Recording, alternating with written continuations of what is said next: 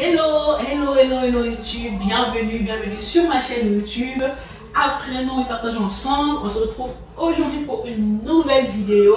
Comme vous l'avez bien vu dans le titre, et oui, je vais vous partager mon expérience de maman, je vais vous partager mon expérience, mes accouchements. On va essayer de parler bien sûr avec vous, mais je sais que vous allez me parler en commentaire. Donc pour commencer cette vidéo, je me présente, moi c'est Isabelle. Ma chaîne YouTube s'appelle Apprenons et partageons ensemble. Comme vous l'avez bien entendu, cette chaîne est faite pour que nous puissions partager ensemble, que vous puissiez aussi partager vos expériences avec moi, que moi aussi je puisse partager aussi mes expériences, mes astuces, ce que je connais avec vous.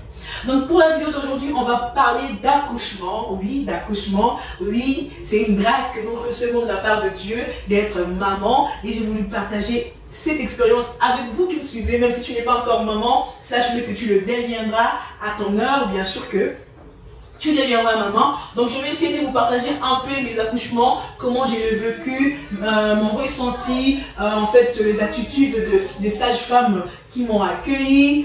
En fait, on va essayer de parler de tout cela. Si tu arrives sur cette chaîne pour la première fois et que tu n'es pas encore abonné, je t'ai pris de t'abonner. N'hésite surtout pas à t'abonner, n'hésite surtout pas à aimer, n'hésite surtout pas à partager la vidéo. Et maintenant, on passe à la vidéo.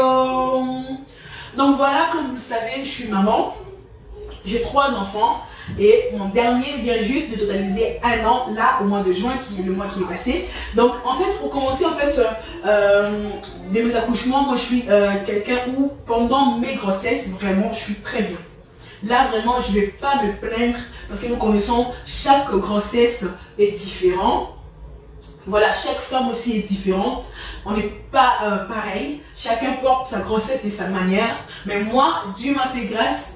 Pendant tous mes 3 accouchements, mes grossesses, c'est des grossesses normales. Mes grossesses, c'est des grossesses où je ne vomis pas, je ne sens pas la nausée. Donc, je suis vraiment tranquille. Alors, on va passer directement à l'accouchement. Pour l'accouchement de ma première fille, et oui, j'ai 2 garçons et une fille. Pour l'accouchement de ma première fille, je vais dire que c'était bien. C'était vraiment bien. Que ça soit l'équipe qui m'avait accueilli parce que j'ai accouché le matin mais je suis partie un peu la nuit, que ce soit l'équipe qui m'avait accueilli, c'était vraiment très bien, c'était vraiment bien, sauf que moi les péridurales ne fonctionnent pas. Je vous dis, pour ma fille, j'ai eu la péridurale. Pour mon premier garçon, j'ai eu aussi la péridurale. Pour mon 3e enfant, j'ai accouché sans péridurale. On va commencer par ma fille. Alors, la péridurale n'a pas fonctionné. Je ne sais pas pourquoi.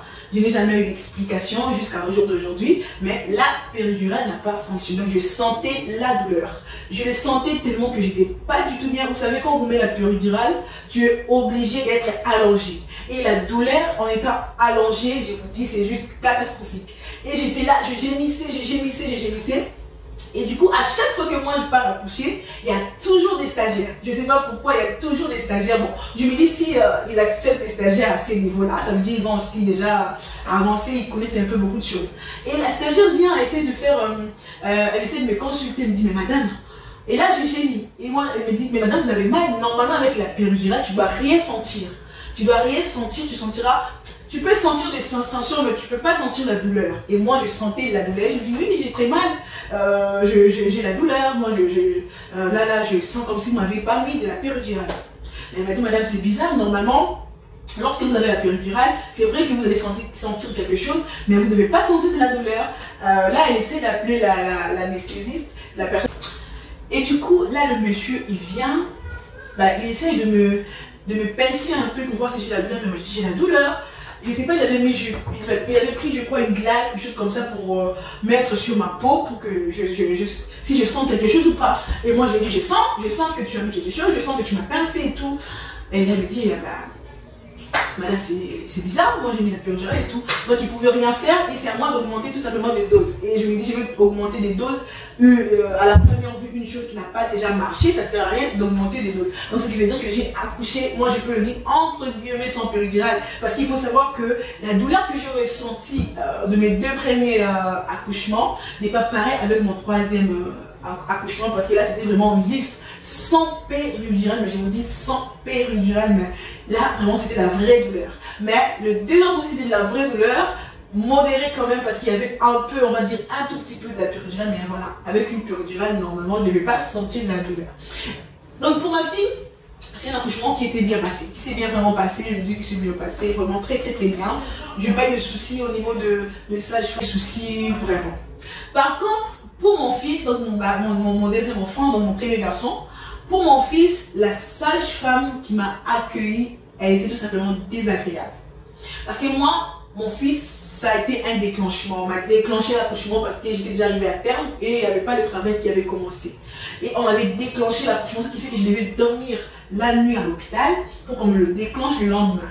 Et la sage-femme qui m'a déclenché l'accouchement, elle était vraiment désagréable. Pas un sourire. Donc, elle n'était pas du tout accueillante, elle n'était pas du tout gentille. Elle disait, madame, arrange-toi, ouvre tes pieds, et garde comme ça, fais ceci, c'est tout. Elle était prenée comme si c'était un objet. Voilà, elle t'a donné les ordres. Oui, tu peux me donner des ordres. C'est pas même des ordres, c'est des indications et tout, madame, allongez-vous et tout. Mais elle était vraiment sec. Et du coup, lorsqu'on te déclenche, on ne met pas encore la péridurale parce que une fois que tu es déclenché, il faut que tu commences ton travail et après, ensuite, ils peuvent te mettre la péridurale. Je crois que la péridurale, ils peuvent le mettre à partir de 4 cm, si je ne me trompe pas. Du moment où ta colle s'ouvre à 4 cm, je crois qu'ils peuvent te mettre la péridurale. Avant, ils ne peuvent pas. Et du coup, moi, le travail de mon deuxième enfant, c'était long. C'était long. Pourquoi moi, je l'ai trouvé long? Parce que j'étais à l'hôpital. Mais pour ma fille, comme le travail avait commencé déjà à la maison, parce qu'avec ma fille, je suis partie avec 4 cm de col vert à l'hôpital, donc j'étais déjà bien. Et pour mon fils, j'étais partie, ma colle était vraiment fermée. Le col était fermé, mon col était fermé, donc on devait me déclencher là-bas. Et du coup, au moment du déclenchement, la dame me déclenche. Voilà, il faut un petit temps pour commencer le travail et tout. Et là, je sentais que le travail était rapide. Après que la dame m'a déclenché, le travail était rapide. Et là, je demande à la dame, est-ce que je peux avoir la péridurale? Parce que là, les contractions, de la manière ça avance, c'est vraiment, je me rends compte que je suis vraiment ouverte, je veux dire, à plus de 4 cm. Est-ce que je peux avoir la péridurale? Et là, sans même me consulter, sans même quoi que ce soit, je me dis non madame, on vient juste de faire le déclenchement tout de suite, là vous n'êtes pas encore ouvert, il faut attendre. Mais tu m'as même pas consulté et moi je sens, c'est moi qui porte l'enfant, c'est moi qui suis enceinte. Et je vois comment les contractions s'avancent et là je me rends compte que c'est de plus en plus dur et je me rends compte que pour moi en fait c'est le temps de me donner la péridurale. Et vu que mon corps déjà n'accepte pas la péridurale, ça ne sert à rien de me mettre après, je ne sais pas, ça ne sert à rien, ça ne va servir à rien du tout. Et là, c'est la stagiaire qui vient, et là, elle me dit, mais madame, là, normalement, vous êtes bien ouvert et tout. Pourquoi vous n'avez pas mis la péridurale? J'ai dit non, j'ai dit à la dame, j'ai dit à la sage-femme que là, je crois que c'est bon, vous pouvez me mettre la péridurale, mais elle m'a dit non. Oh non, madame, et là, la stagiaire me dit non, madame, normalement, là, de la manière dont vous êtes en train de contracter, normalement, vous devez déjà avoir la péridurale. Donc, ça ne sert à rien de le mettre après, je ne sais pas combien de centimètres, ça ne sert à rien, c'est le moment de le mettre. Et vu que mon corps n'accepte pas la péridurale, quand ils l'ont mis, ça n'a pas marché. Donc, j'étais là, j'avais très mal, parce que je crois qu'ils l'ont mis. En plus, elle m'a même plus consulté du moment du déclenchement jusqu'à l'accouchement. Elle n'est même pas venue checker pour voir combien j'avance, combien, rien du tout. Et c'est encore la stagiaire qui vient. Et là, elle regarde, c'est la tête de mon fils qui sort. Et là, elle me dit, madame, il faut appuyer. Quand c'est comme ça, il faut appuyer. Ben, moi, en même temps, j'ai eu une partie de la péridurale. En même temps, j'ai pas la péridurale. Donc, je comprends pas, je sens pas. C'est pas que je sens pas grande chose. Je sens, mais je ne maîtrise pas. Voilà, je ne maîtrise pas vu qu'il y a aussi la péridurale qui m'avait mis qui ne fonctionne pas très bien. Donc, je ne maîtrise pas. Je ne maîtrise pas ma douleur. Je ne maîtrise pas. Je ne sais pas. Et voilà. Et là, du coup, j'accouche de mon fils. Parce que voilà, l'enfant était déjà là, du coup là, la stagiaire appelle tout le monde et tout, ils viennent et j'accouche de mon fils. Même au moment où la dame doit m'accompagner dans la chambre, elle est toujours pas du tout accueillante. Elle vous prend vos dossiers, allez madame, au revoir, juste comme ça. Mais c'est un métier où moi je me dis, c'est vrai que ça fait longtemps que peut-être quand tu travailles à l'hôpital, mais c'est ce qu'il y a de métiers où ça fait longtemps que tu travailles, mais tu ne peux pas t'habituer parce que là il s'agit quand même de la vie humaine. Tu ne peux pas t'habituer, on dira, j'ai l'habitude de faire ça. Non, ça c'est un corps humain, c'est la vie d'un enfant aussi, d'un nouveau-né, c'est la vie de la maman. Imaginez si la stagiaire n'était pas venue, mon fils allait peut-être tomber, je ne sais pas, parce que quand on te met la péridurale qui est allongée sur un lit qui est un peu surélevé. Et là, du coup, la dame, elle n'est pas du tout accueillante. Et même moi et mon mari, parce que tous mes accouchements, mon mari m'accompagne toujours. Et là, on se disait, mais elle n'est pas accueillante. Et nous, on n'osait pas dire. Moi, je suis du genre, j'aime pas trop me plaindre. J'aime pas trop interagir avec quelqu'un pour lui dire, oh, t'es pas gentil, tu vois pas que c'est ton métier, mais il faut le faire bien. J'aime pas ça. On l'a laissé, du coup, nous aussi, on l'adressait pas un mot du tout. On faisait ce qu'elle nous disait de faire. Voilà, on la suivait, on la suivait, on va dire. Voilà, on la suivait. Et du coup, j'ai accouché de mon fils. Ça s'est très bien passé, tout s'est bien passé à merveille. Et maintenant, mon troisième garçon, alors mon troisième accouchement, donc mon deuxième garçon, parce que j'ai deux garçons, alors je ne savais pas que ça allait être si rapide. Je vous dis que ça a été rapide d'une manière incroyable. Incroyable. Je suis habituée à attendre un tout petit peu, je suis habituée à avoir des contractions, mais mes contractions ont commencé, je vais dire, à 22 h pour mon fils. Mes contractions ont commencé à 22 h. Et je vais dire à 4 h du matin, non à 2 h du matin, j'ai accouché. Pour dire que c'était très rapide. Et j'ai accouché sans péridurale. Je vous dis, dans ma tête, je ne m'imaginais jamais accoucher sans péridurale. Même si la péridurale ne fonctionne pas dans mon corps, mais je ne m'imaginais jamais. Parce que déjà la douleur avec la péridurale qui ne fonctionne pas, et une douleur avec sans péridurale, mais je vous dis, c'est juste pas possible. Et du coup, c'était vraiment rapide, très rapide. Des contractions qui ont commencé. On appelle les pompiers. Donc, en comptant pour mon fils, pour ma troisième accouchement, je vais dire que c'était bien. C'était bien, c'était rapide, tout était bien. J'ai pas eu le temps comment dirais-je, j'ai pas eu le temps en fait, j'ai pas eu le temps. C'est passé tellement vite que j'ai pas eu le temps. Non, j'ai pas eu le temps. Vraiment, pour mes accouchements, c'est juste mon deuxième accouchement que la sage-femme n'était pas gentille du tout, n'était pas du tout gentille. Mais sinon, pour mes autres accouchements, c'était bien passé. Très bien passé. Pour ma première enfant, j'ai eu la déchirure. Pour mon deuxième garçon, j'ai pas eu de déchirure. Pour mon troisième enfant, j'ai pas eu de déchirure. Donc, c'est vraiment bien. Et du coup, je voulais juste parler de l'allaitement aussi. Il faut savoir que ma fille, je ne l'ai pas allaitée parce que je n'arrivais pas. Vous savez, le premier enfant, c'est pas facile. Il faut être coaché. Il faut vraiment être coaché parce que de toi-même, c'est pas évident. On ne comprend pas encore, on ne connaît pas encore les choses. Il faut être vraiment coaché. Si tu ne l'es pas, c'est vraiment un tout petit peu compliqué, je vous assure. Mais pour ma fille, ma première grossesse, je n'ai pas pu allaiter parce que je n'arrivais pas. Et ça faisait très mal. Ça faisait très mal, je ne savais pas quelle position prendre. Il y a quelqu'un qui va venir te voir, qui va dire, mets comme ça, tu mets, mais tu n'arrives pas. Il y a quelqu'un qui va venir te dire, fais comme ça, tu fais, tu n'arrives pas. Et du coup, à 2 mois, j'avais arrêté l'allaitement pour ma fille parce que c'était juste très compliqué. C'était vraiment très compliqué. Et pour mon fils, mon premier garçon, je tenais à allaiter. Je voulais vraiment allaiter et je l'ai allaité jusqu'à 6 mois et j'étais très contente. Et je vais vous dire pourquoi je suis arrivée jusqu'à 6 mois, je peux tenir. Au début, quand j'ai accouché et j'ai commencé à allaiter mon fils, au bout, déjà à l'hôpital, parce qu'on fait 3 jours à l'hôpital quand on accouche normalement. Quand tu accouches sans césarienne, tu fais 3 jours. Quand tu accouches par césarienne, tu fais 1 semaine. Et du coup, déjà à l'accouchement et déjà à l'hôpital, je sentais déjà les tétons, déjà ça commençait déjà à brûler. J'ai commencé déjà à avoir des plaies déjà. Et là, je me disais non, ça va encore recommencer. Ah non, je veux allaiter et tout. Je vais encore arrêter comme j'ai arrêté pour ma fille parce que c'était très dur, j'avais des plaies partout.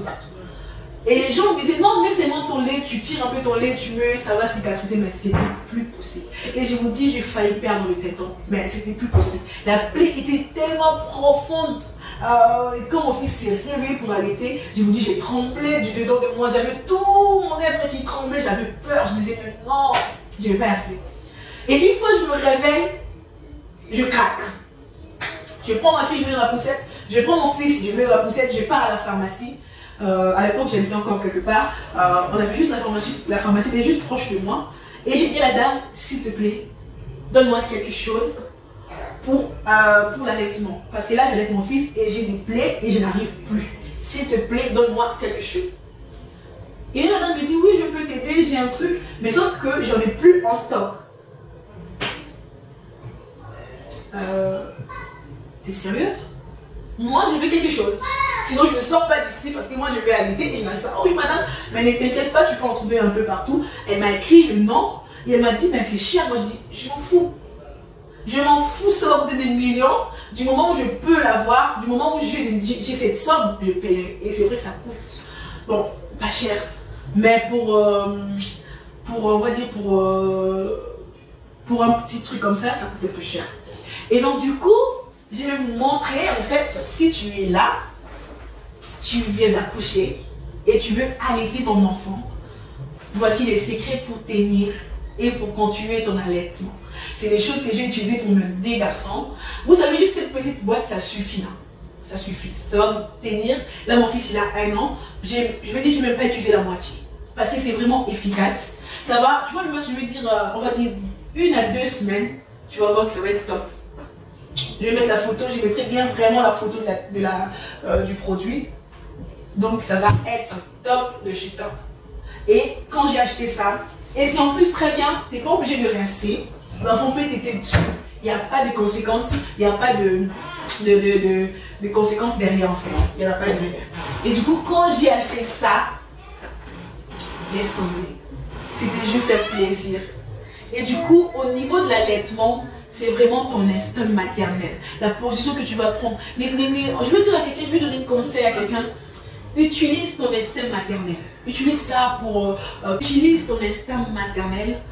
La position où tu vas allaiter ton enfant. Vraiment, quand tu es maman et que tu as désiré la grossesse et que tu as voulu de cet enfant, utilise ton instinct maternel. Je te dirais que ton instinct maternel est bon. Après, on peut toujours recevoir des conseils, mais tu prends un conseil, tu pèses le pour et le contre. Si tu vois que tu ne peux pas le faire, ne le fais pas. Et utilise ton instinct maternel pour allaiter ton enfant, pour même lui donner un biberon, pour même faire quoi que ce soit. Je dirais aux mamans, laissez-vous guider par votre instinct maternel. J'ai vu que ça marche très bien. Ça marche très bien. Il y a des choses que moi je fais maintenant. Avant, je ne le faisais pas.